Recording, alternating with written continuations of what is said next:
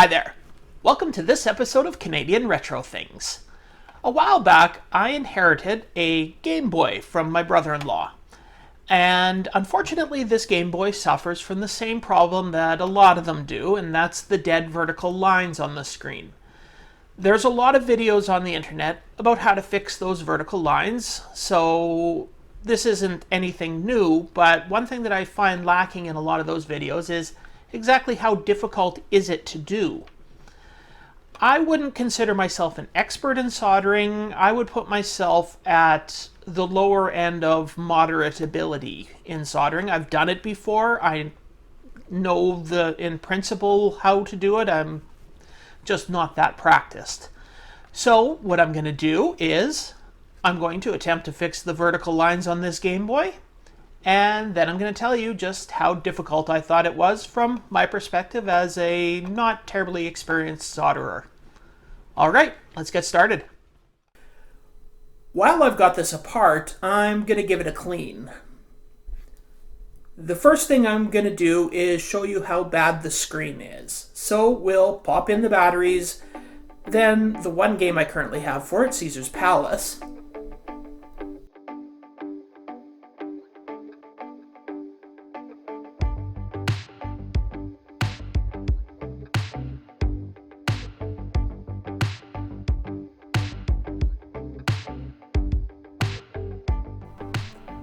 There you go.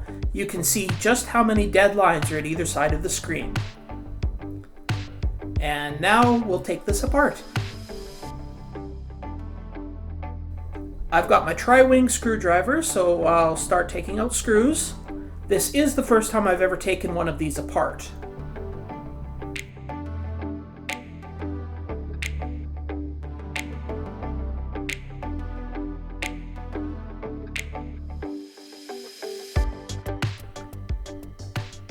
Now, with the screws all out, I have to disconnect the ribbon cable.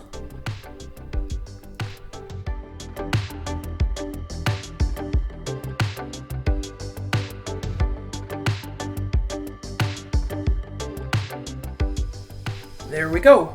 It looks pretty clean on the inside.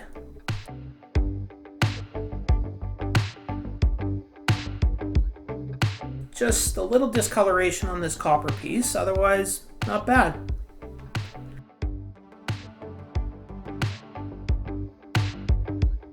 There's also a little bit of corrosion on the battery terminals to clean up. The first thing I'm doing is removing the front board to get at the screen. To fix the lines on the screen has to be on. The extra mat here is a place to keep the screws separated.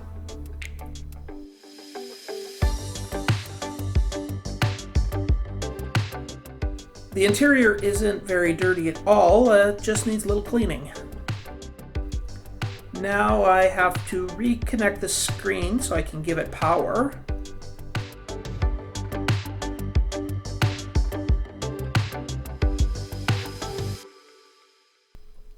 There we go. Now I have to add batteries and there'll be power.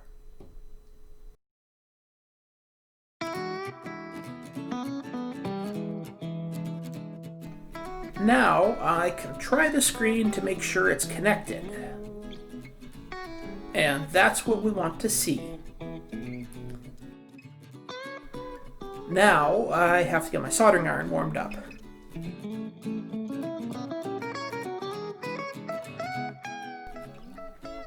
While the soldering iron is warming up, I can remove this rubber strip. This is the area I'll be heating up, so I have to make sure all of the residue from the strip is off. Otherwise, the residue will melt and burn from the soldering iron.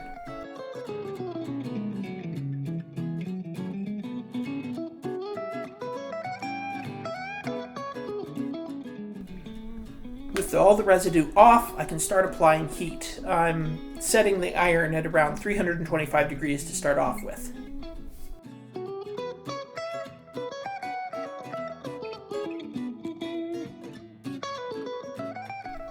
The power is on, so we can see the dead areas on either side. Now, from watching other YouTube videos, it looks like I just rubbed the hot soldering iron lightly back and forth along the cable here.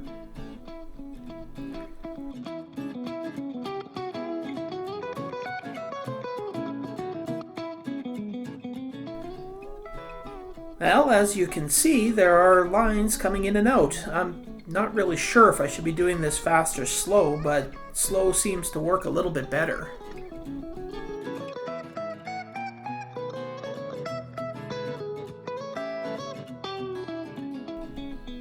I'm down to the last couple of lines here on the screen. One thing that I've found is the most effective place to apply the soldering iron seems to be down a little, along the edge of the screen bezel here. And when you're down to just a couple of lines like this, I've found that turning the iron up to about 400 degrees and then not even touching the cable, just holding it about a millimeter or so above it, seems to work the best.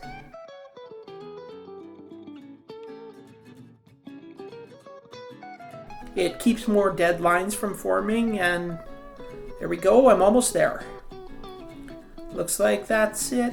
Oh, a couple more lines are coming back. A little bit more here.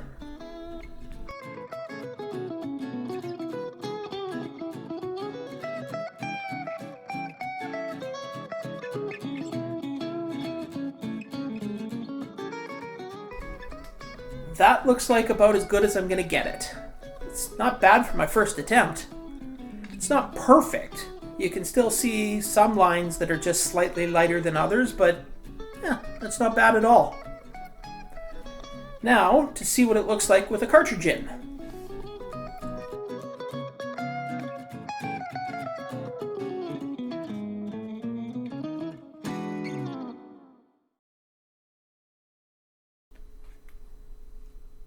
One thing about it, it looks 100 times better than it did before.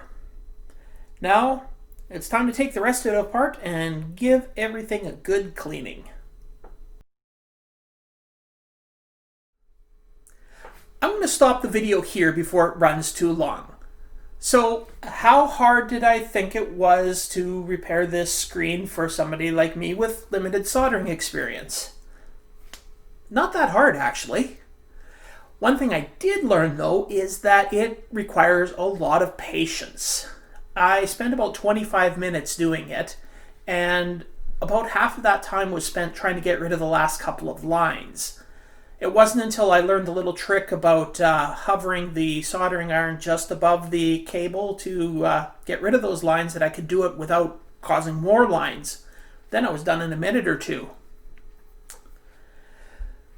Well, I hope you enjoyed seeing me make my first attempt at fixing one of these DMG-01 screens, and also actually the very first time I've taken one of these Game Boys apart.